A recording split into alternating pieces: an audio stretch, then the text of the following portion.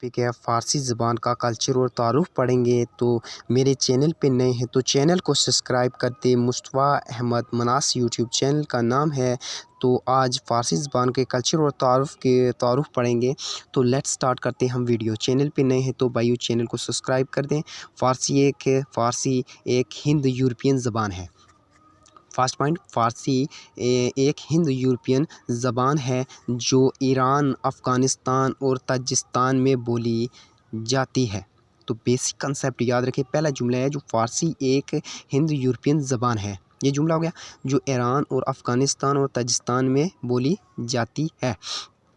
فارسی کو ایران، افغانستان اور تاجکستان میں دفتری زبان کا حیثیت حاصل ہے۔ دیکھا جائے تو فارسی زبان جو ہے ایران اور افغانستان میں دفتری زبان ہے، جو ان کی دفتری زبان ہے۔ تو یہ وہاں